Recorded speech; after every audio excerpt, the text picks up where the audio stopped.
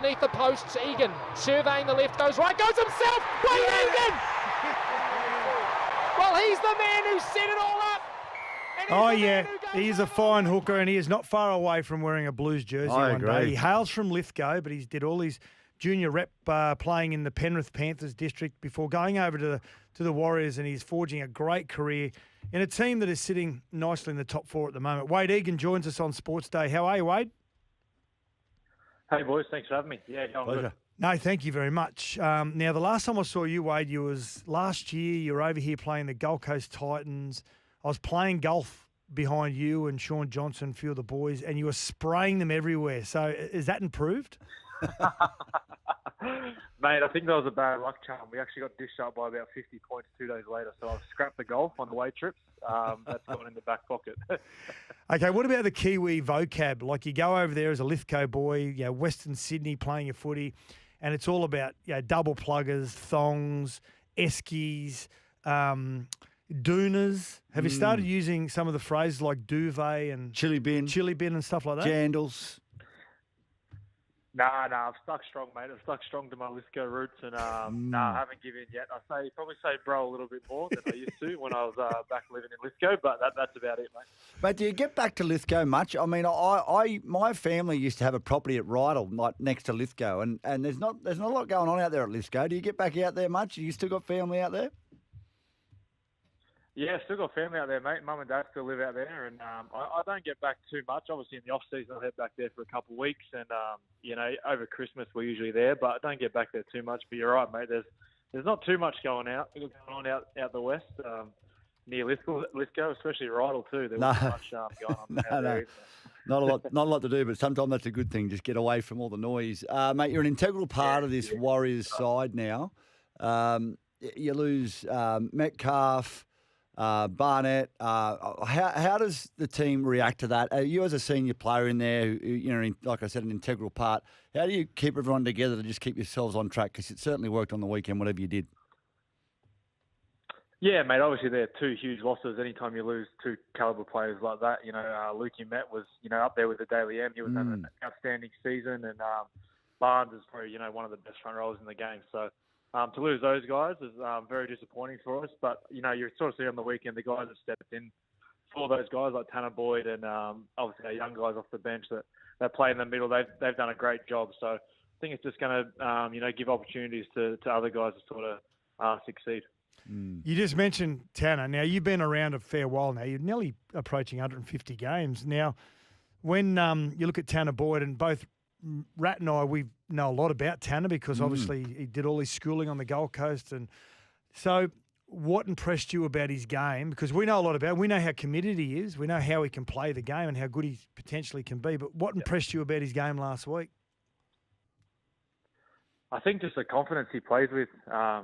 He's just he's a real leader, a natural leader and a natural seven. And he just commands the game. He gets us around the park really well. He's got a great kicking game, and he's one of the best I've sort of played with his voice. He just knows what to do at the right times. And he's probably been unlucky not to play. Obviously, been behind Lukey Met and Chanel, and he's been killing it in New South Wales Cup. So when his time came, he was ready, and you sort of seen what he done on the weekend. It was awesome. Yeah, it was good. He played with really good tempo last week, which is good. It's the best I've seen him play. Yeah, it really is. You're right. Now, we're going to play a little sound audio here. This is when players that come on Sportsday, Wadey, if they say a cliche, this is what they get. Okay, so I'm going to ask you this question, and you don't want to get the clown horn. Yeah, we don't want to hear. You don't want to get cliches. Okay, so players. Now you're sitting fourth at the moment. Now players say they don't look at the ladder and the games that are coming. We'll just take 1 week at a time, but. Do you look at the ladder and the remaining games that you got to see where you could potentially finish up?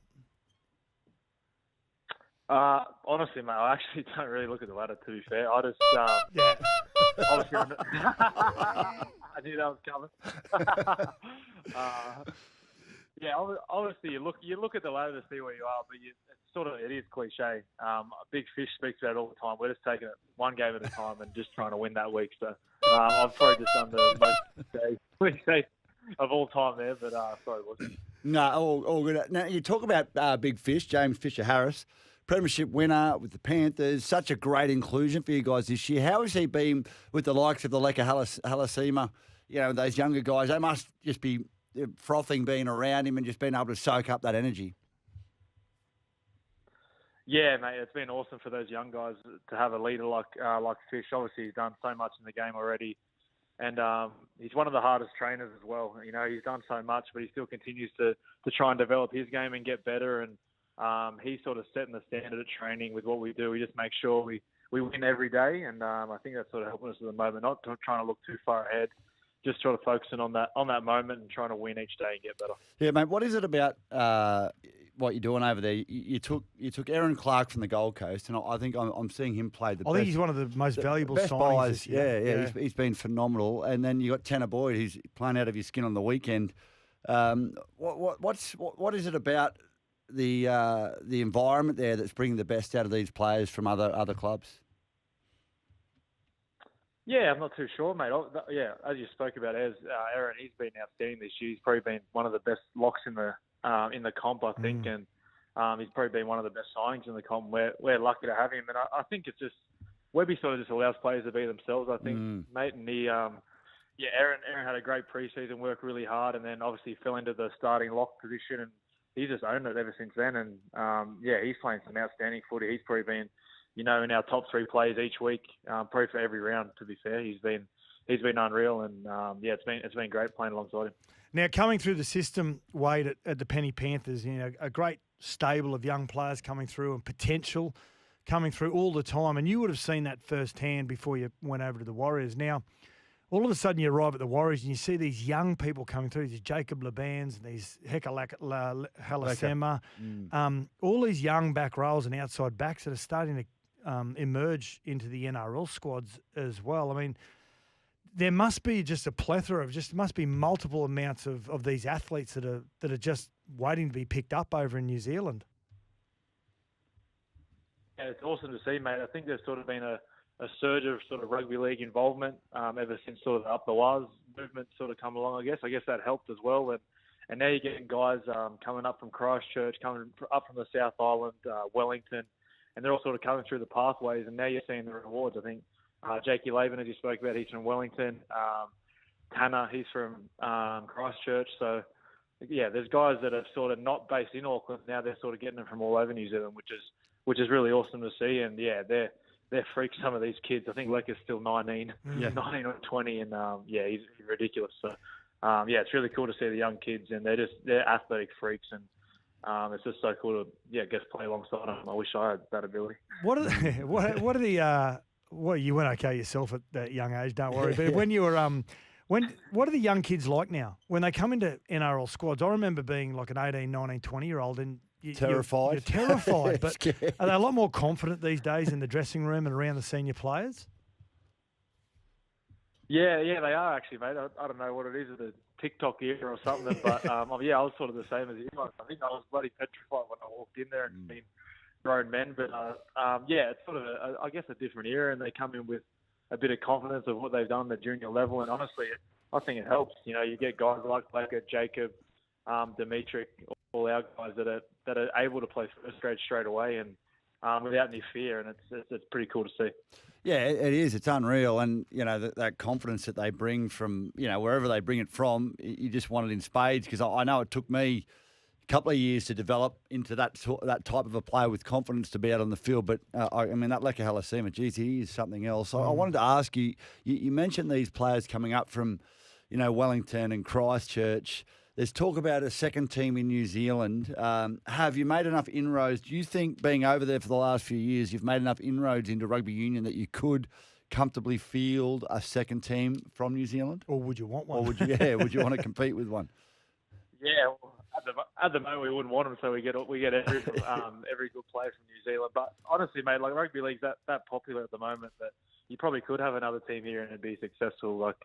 It's pretty cool to see. Every time you go up the street, there's always Up the Waz chants and flags and signs and stuff everywhere. So it's pretty cool, especially when I moved over in 2019. Like, it was sort of all rugby, and now the sort of tide's turning, I guess, a little bit. That kids are wanting to get into rugby league, and support the Warriors. So it's pretty cool. So the love for rugby's still there, though, right? I mean, has that died off in league, or has league just gotten better? That's what I wanted to ask.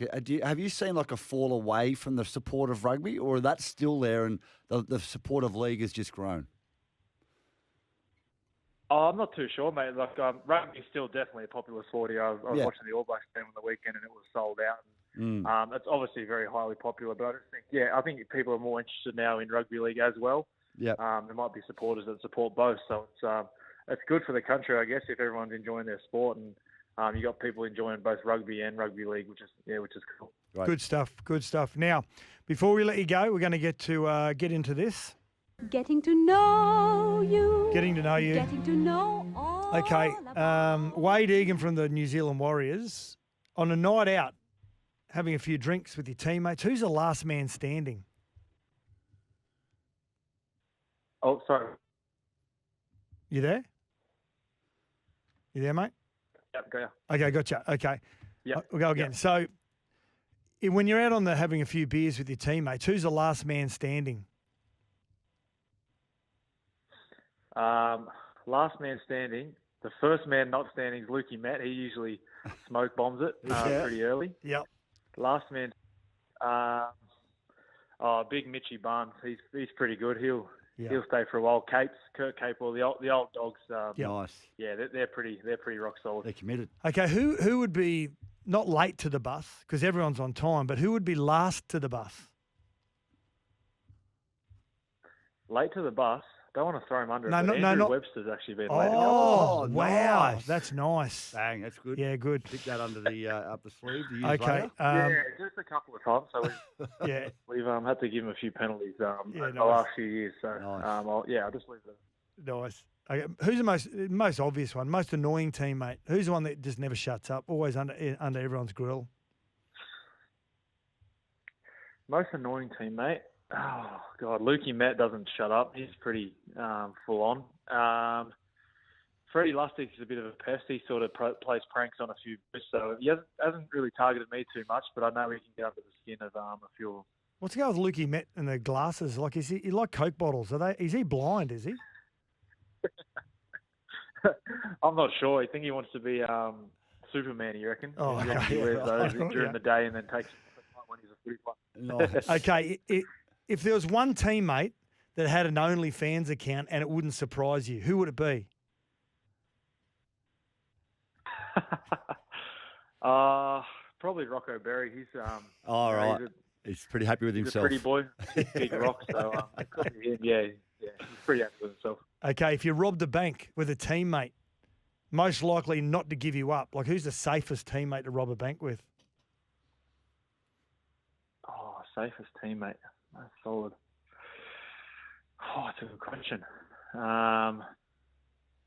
You're right or die. I reckon Dimitri, he'd be pretty good. There you go. Okay, nice. Yeah, Dimitri, he'd be pretty safe for Nice, like that. probably him. What about the one that would give you up? Yeah. Who's the one that just out of pure stupidity would say something and you'd both get locked up? There's plenty of them. Probably Jacko Ford, accidentally. He'd just say it. Yeah. Okay. What about your partner's nickname for you? What's that? Your partner's nickname for you? Don't really have one, to be fair. Yeah, good Really answer. nice. That's smart It's a play. good answer. Smart play. You're an experienced person. Yeah. Hey, we like our players to give a junior coach some acknowledgement. So a junior coach in Lithgow, Workies, that deserves a shout out. Yeah, well, my old man was a coach for most of my years, so I'll flick him. He's already got enough raps. I had Graham Osborne and Glenn Longden. They were a couple of my coaches back in the day. Yeah, nice. Good stuff. stuff. Now, before we let you go, if there was a zombie apocalypse and there's only one player you had to live with for the rest of your life, who's it going to be? I'd probably live with Tamari Martin because he's pretty savvy. He's a hunter, fisherman. He could save us, I reckon. So he'd be able to gather food and look after me. Yeah, so I'd nice. probably take him. Like Perfect. it. Sunday afternoon, 4:00 main game at McDonald Jones Stadium against the Newcastle Knights as the Warriors, they march towards hopefully, to stay in that top 4 position. Hey, Wayde Egan, you've been going great this year, and look forward to Sunday afternoon. Thanks for joining us, mate.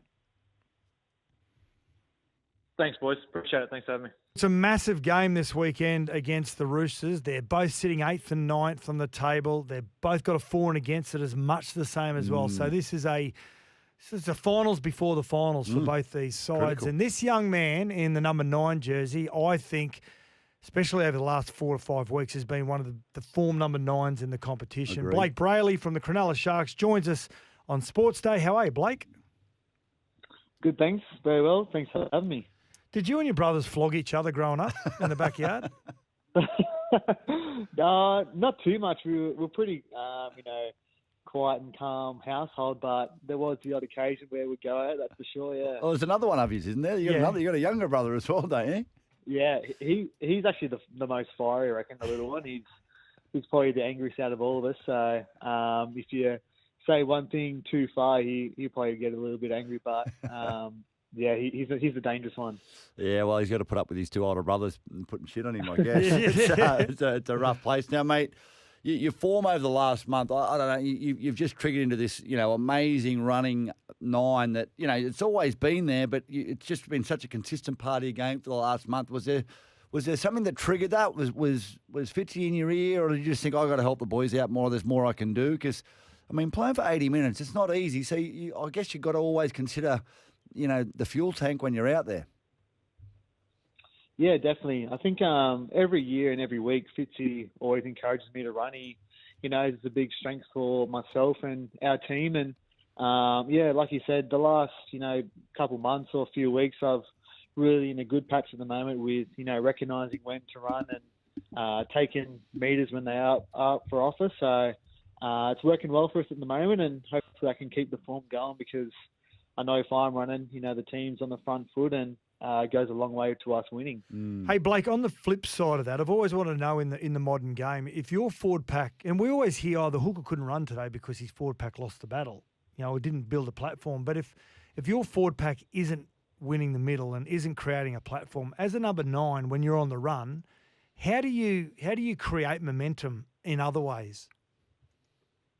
Yeah, it is difficult because the defensive structures of teams at the moment are so good. You don't, want to let any meters through the middle, and every middle that plays in the NRL are, powerful and mobile, and there's no lazy defenders at the moment. But there's different individuals that tend to get quick play the ball. So sometimes that's my cue to run. I know, if one of the powerful middles run, they end up, leaving the marker on the ground or get a quick play the ball, and that's generally my cue to run, and hopefully Will Kennedy's close by and I can tip him up as well. And but yeah, sometimes it is hard, especially if the middles aren't dominating, the play of the ball and the ruck speed. But there's different ways I can try and manipulate that and try to get us back on the front foot. Now, mate, the last month hasn't been ideal for the Sharkies. You're back on the front foot now. I put that down to my co-host here. He said before Origin started that by the end of Origin series, Cronulla would be leading the comp. Yeah, I did. I reckon he put the mock on you. But anyway, look, you're back on the right foot now. Now you're playing for Cronulla. It's a real fishbowl. It's a small little community down there on the coast, and when things aren't going well, it can be you can have the blowtorch right on you. How do you escape that and just focus on playing your best footy? Because I've lived it. I know it's not easy. Yeah. Some weeks are definitely tough, obviously, because we know the side we can be, and all the fans know the side we can be as well. So, throughout the year, we've had some, up and down periods where, we should be winning and we should have won certain games. But for me, I like to go to the beach. That's my escape. I like to go for a swim and clear my head and go surfing with a couple of boys. But some weeks are definitely tough, but I think that's the privileged position we're in where, that pressure is on us. And to be honest, I wouldn't want it any other way. Hey, we interviewed one of your teammates. Well, I'm not going to give him up, okay? But and his name may rhyme with Toby Rudolph. But and I said, which teammate is most likely? At school when you say most likely to be the president or the prime minister, which teammate is most likely to go surfing with the coach? He nominated you. Really? Yeah. Wow, he's throwing stones there because he would be the number one pick. Yeah, right. He's always in Fitz's office. He's always there. He's actually my neighbour, so that makes it really interesting. I see some things. I see him naked, then I see myself naked sometimes. So he's always a colourful character. But that's crazy. He's a wild character, Toby. Well, he would be the coach's favourite and the teammates' favourite this week because we're calling it Toby's play. Oh. A big play on Jeremy Marshall-King last week, which Saved the try. invariably could have saved the game as well. Yeah, definitely. He's all effort, Toby, and I know, at our club and in our video sessions, we praise those little effort areas that, sometimes go unnoticed, but, that was definitely a play that didn't go unnoticed. It, essentially won us the game, and, hopefully it's a turning point for our season where we can string some games together, and we know the position we're in at the moment, and we have to fight our way to stay in that top 8 or to get into that top 8. So there was no better indication of that on the weekend than, that massive play by Toby. Yeah, it certainly was. And I got to say, one of your teammates who is much maligned at times, who I think unfairly so, Nico Hines, geez, he stood up on the weekend, 2-try performance, got his off on the right foot and then finished with the try to wrap things up. But it must be great to see him playing that well. And I do believe, Blake, that a lot of it's got to do with your running game too. The pressure that you take off him by being that real threat at the ruck, it allows him to play. He must be thanking you for it. Yeah, we're starting to build a real good combination, and a bit like a 1-2 punch where I run and he'll run the back of me, or vice versa. And it was so good to see him play so well on the weekend. He's been really building into that, and if you come down to training and you see him at training, he's one of our hardest workers, and he's such a competitor where he works so hard in his game. He's, working so closely with the coaches on his video and, before training, after training. So for him to pull out a performance like that in front of our home fans and really show the side that we can be, and it's just good to see him play so well and play with a bit of freedom that he played with. From the outside looking in, Blake, it seems as though the jersey numbers haven't changed. Talking about this on Monday, but it seems as though Braden Trindle's probably taken a little bit more ownership and just allowed Nico just to roam around sort of at will. Yeah, it's something we haven't really spoken about, but it's kind of just fallen into that way, really, where Nico knows his best game is when he's taking the line on and he's running. And I know Braden Trindle is such a great kicker of the ball, and he's a really steady half. So it's kind of just fallen into that way. And, no matter what jerseys they wear, they always go in with the right game plan, and they work well together where they always link up. And if one's, taking on the left side, the other one's right on the right side, looking up and taking the line on too. So I think they've been working really well together, and hopefully they can, work even better the next few weeks to come, and hopefully to the back end of the season. Yeah, well, a huge game coming up for you against the Roosters, and one fella that I love to watch play that I know is going to get under the skin of all his opposition is Ronaldo Mulatalo. He's up against Mark Nwanga Tukawazi this week. I wonder if he'll try to unsettle the rugby union convert. What do you reckon, Sats? Just try and pronounce his name first. Yeah. He's a great player for you, though. He must bring a lot of energy to training and to games. Yeah, he does. The word annoying might be the case sometimes, where he's just always at you, Ronnie. He's such a competitor, and he's such a real family-orientated man, and I know he sees our team and our club like his family, so he treats us like brothers, where, you often always go at each other, and you always competing at, different games around training, but yeah, on the field, he's so good to play with. He's so much energy. He brings so much to our side, and I know when he's going after the game and really leading through his actions, I know our team's better for it. So Grays on our side, and I can't wait for that matchup on Friday. Yeah, well done, Blake. Thanks for joining us, mate. Big game this week. And I love it off air how you said to us when we said to you, oh, who are you going to smash this week? And you said, Victor Radley. I'm just going to smash him. I love it that you said that. Yeah. Good rivalry. We love it. No, thank you. Yeah. Hey, I'll leave that to Cam. And Big game for both the sides for a number of reasons. And you're playing great, as we said. Love watching what you're doing at the moment. And thanks for joining us on Sportsday, mate. On you, Blake. Awesome. Thank you. Thanks for watching. For more great content, subscribe to SEN League, your home of the greatest game of all.